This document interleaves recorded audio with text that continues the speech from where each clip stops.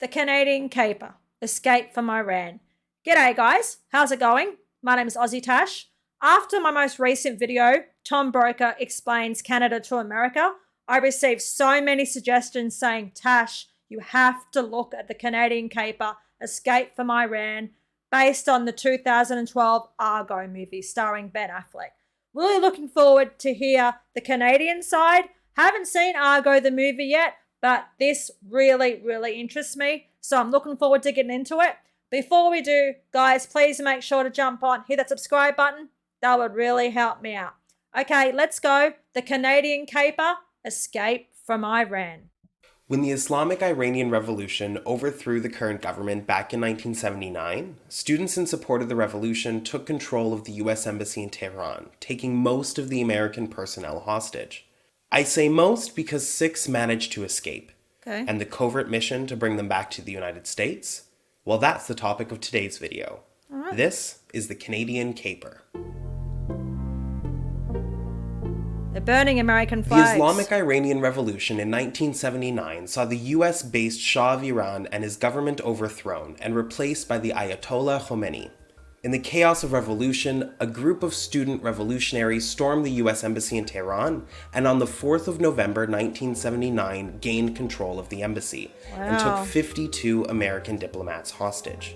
These 52 hostages would be held at the embassy compound for 444 days, finally being released in 1981 after the signing of the Algiers Accord. However, there were 6 staff that were left unaccounted for. 6 embassy personnel that somehow made it out in the chaos of that night. Actually, there were 2 groups that initially made it out that night. They were all working in the consulate building, which was another separate building on the embassy's compound, but it was the last to be attacked. Initially, the 6 found refuge in a number of different locations, among them 2 West European embassies. Within a few days, though, they all made their way to the Canadian embassy. So when the Iranians came over the compound wall, the 2 groups tore out onto the streets of Tehran with the orders of making it to the British embassy. The first group, led by the consul general, took an indirect route and ended up getting caught by a mob and returned to the compound. The second group was led by Robert Anders, and they took a more direct route. But when they got close to the embassy, they saw that there was a large crowd gathering there too, and so they decided to abort that plan. They were close to Robert's apartment, so they decided to go there for the night. Robert escaped that night with Cora Ambrin Lijek and her husband Mark Lijek, Joseph Stafford, and his wife Kathleen Stafford. The 5 spent the next 6 days hiding and sliding from house to house around Tehran, including going to a British residential compound for a night. But after only 3 days, the group heard that the Shah's government fell, and they knew their ordeal was going to take significantly longer. The revolutionaries would be looking for them if they realized that there were Americans that had escaped. So the question became, where do we hide? And how on earth do we get out of Tehran? Okay, hold on. So these 6 diplomats, they escaped. If they didn't escape, they would have been let free with the other people that served the 444 days? Is that what happened here? They escaped before those other people were captured on that night. So they weren't in captivity for the 444 days, but they're on the run and they're in trouble. There is people looking for them and they're in lots and lots of trouble. Is that what I should have got from that so far? Pretty sure I'm following the story. This is absolutely incredible. What happened? 6 of the hostages went out a back exit. Where are they? The Canadian ambassador's house. Got Revolutionary Guards going door to door. Anders decided to reach out to an old friend and Canadian diplomat John Sheardown. On November 10th, 6 days since the takeover of the embassy, they got word of an enthusiastic welcome from the Canadians and quickly headed over to their house. There they met with John and his wife Zina, and to their surprise, the Canadian ambassador to Iran, Ken Taylor, was also there to welcome the group. Ambassador Taylor informed the Americans that Canada was going to do everything it could to protect them while in Iran and to work with the US State Department to get them back home to the United States. It was decided that Rob Anders and the Lijeks were going to stay with John and Zina, and the Staffords would be taken by Ambassador Taylor to stay at their home with his wife Pat. No one knew how long they were going to be hiding, and no one really knew what was happening back at the embassy. how many people were taken hostage, and how many might have escaped. Ambassador Taylor received a phone call a few weeks later from the Embassy of Sweden. Apparently, one more American had escaped that night, Henry Lee Schatz, who had been sleeping on the floor of the Swedish embassy ever since. But it wasn't safe for him. The revolutionaries were now looking for escapees, and the Swedish ambassador thought that Lee could better impersonate a Canadian than a Swede if it actually came down to it. Okay. And Taylor agreed, sending Schatz to go stay at the Sheardown home. The Canadians would end up harboring the Americans in Tehran for a total of 79 days. Oh my gosh. But the real story, the true caper, is how we got them out. Ambassador Taylor placed a call back to Ottawa to Flora MacDonald, the Secretary of State for External Affairs, and to Prime Minister Joe Clark for help. They both immediately agreed with the effort to protect the Americans, and they promised to do whatever it took to get them out. Okay, so you've got 6 American diplomats, all being sheltered in a couple of different safe houses by Canadian diplomats. And they're plotting a plan to get them out of there. The Canadians are going to get the Americans out of Iran. They're putting a plan together, the wheels are in motion, and something's about to happen. And I'm guessing it's called the Canadian Caper. This is really, really cool. As I said before, I haven't seen the movie Argo. Everyone in the comments said you need to watch Argo, but it's more based on the American version, not the Canadian version. So it was highly recommended that I watch the Canadian Caper. That's why we're checking it out. The Canadian government worked closely with CIA exfiltration expert Tony Mendez to provide a cover story, documents, and other materials to make the escape possible. First, the Canadian government issued an order in council to official multiple copies of real Canadian passports with different fake identities for each of the 6 American diplomats in Canadian protection. The passports were real, but the CIA would then put a fake Iranian travel visa and an entry stamp into the passport to make it look like they've already been used to get into the country legally.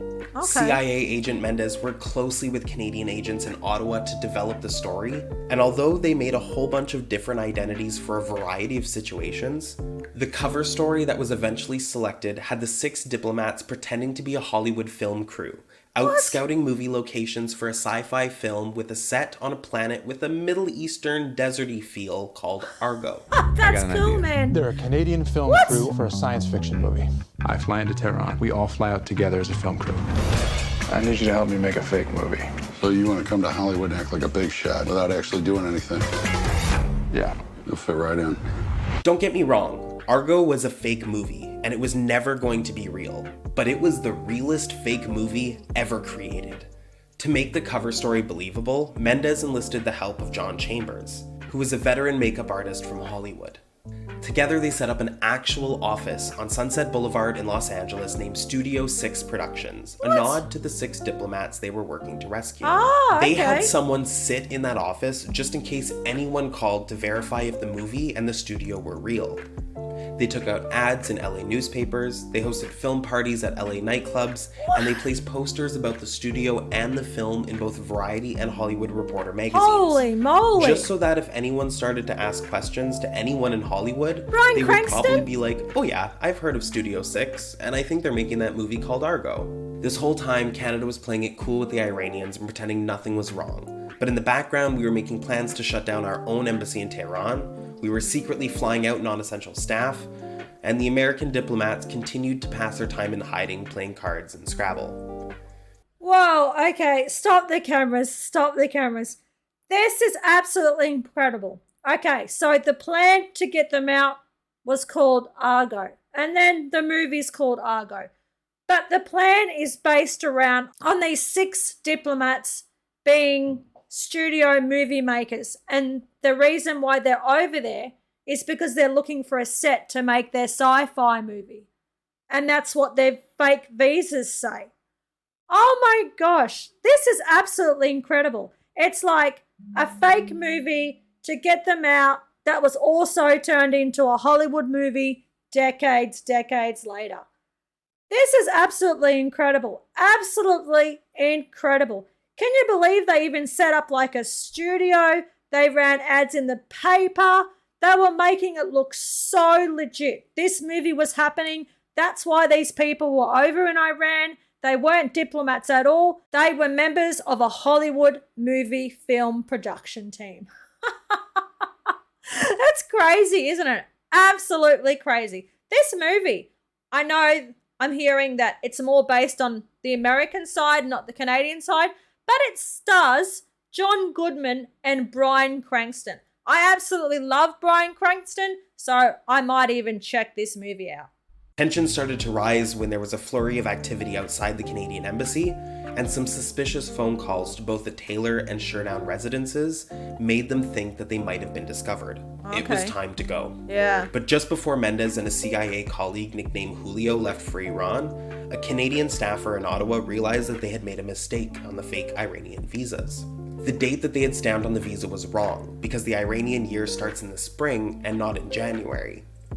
But luckily they had printed spare passports for everyone and were able to correct the mistake before heading to Iran.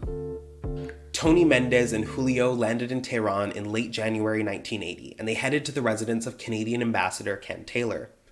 There he met with the 6 diplomats, gave them their new Canadian passports and identities, and walked them through the backstory. They were a film crew. They had been in Iran for work, looking for locations for a film, and were headed back to Toronto via Zurich. So early morning on Sunday, January 27th, 1980, Mendez, Julio, and the 6 American diplomats arrived at the Tehran Mehrabad International Airport with their real Canadian passports and their fake Iranian entry visas. Oh my God. But they were able to make it through customs and security quite easily. However, their flight was delayed due to some mechanical difficulties. So they waited nervously, I would have been very nervous, but eventually man. boarded Swiss Air Flight 363 and took off for Zurich. The God. Canadian caper had been pulled off successfully. After 79 days of hiding in the protection of the Canadian embassy in Tehran, the 6 diplomats were out of Iran and off to a CIA safe house in the mountains of Switzerland. Oh my Free God. at last. Oh my gosh. So it actually went through. Their plan actually happened. Just like that. That's absolutely incredible. These 6 American diplomats were saved by a plan plotted by the Canadians. Absolutely incredible. And what a cool plan it was. They were a fake movie crew and they were just wanting to fly home. So they make them up real passports with fake work visas and they fly them to Zurich and they just leave. They just get out. It would have been a nervous wait in that plane, but man, really, really nervous. This is such a cool story. I cannot believe I did not know anything about this. My God, Canada, you come to the aid of America again. Absolutely awesome. Not quite. They were told that they were not going to be able to tell anyone that they were out. They had to protect the other 52 hostages still in Tehran and the networks of people that they were able to use to keep the 6 safe. But that's not what the rest of the world had planned. Oh no. The very next morning, the moment they caught wind that the diplomats were safe and out of Iran, La Presse de Montréal broke the story on how Canada had protected the American diplomats and gotten them out. The Canadian caper was worldwide news. Wow. Canada immediately closed our embassy in Tehran, and you Ambassador reckon? Ken Taylor and the rest of the staff headed back home, cutting all diplomatic ties to the Ayatollah's government. Oh my God. The 6 diplomats didn't need to be in hiding anymore, so they were brought home to the US and arrived back on American soil on the 30th of January 1980. Oh my gosh. American crowds gathered around the country to thank Canada for what we had done. You reckon? It came as a surprise to most, because no one in the public knew that anyone had escaped. Now, they knew that thanks to Canada, 6 diplomats were safe and back in the United States of America. Robert Anders, Mark and Cora Lyjak, Joseph and Kathleen Stafford, and Henry Lee Schatz all made it home that day thanks to the incredible risks taken by their Canadian counterparts. That's incredible. And those Canadians involved were all awarded with the Order of Canada, Absolutely. including Mary O'Flaherty, Roger Lucy, and Laverna Dollimore, who were all embassy staff, John and Zena Sheardown, and Ken and Patricia Taylor. Oh, wow. Look Ambassador at that. Taylor was also awarded the Congressional Gold Medal by the United States Congress for his assistance to the United States of America. Nice. If the movie title Argo sounds a little familiar to you, it's because it finally became a real movie back in 2012. Except it wasn't a sci-fi movie about space. It was the story of the Canadian Caper, My God. albeit without all the Canadian. Yeah. The film dramatizes the events and focuses more on the role of the CIA, leaving out a lot of the details about Canada's direct role in making the rescue possible. I get it now. For example, they completely omitted John and Xena Sheardown for reasons of length and cost, and they put all 6 diplomats at the Taylor residence. The film also states that the British and New Zealand embassies turned the Americans away, and that's not true. They were initially supposed to go to the British embassy, but the crowd outside made that impossible. And by the time they were with the Canadians, the British knew that Iranians were looking for them. Wow. So all of our allies in Iran agreed that the Canadians' residences were truly the safest places for them to be. Okay. The Canadian Caper, or as it's known in the United States, Argo, is one of the most important chapters in the relationship between Canada and the United States. The Canadian Caper. Oh my gosh. Can you believe how that all played out? The 6 diplomats, they were in trouble. They were in big trouble, man. The Iranians, they were after them. If they found them, they would have been captured, and who knows what would have happened to them. The Canadians, they come in and say, no, no, no. We've got a plan in action.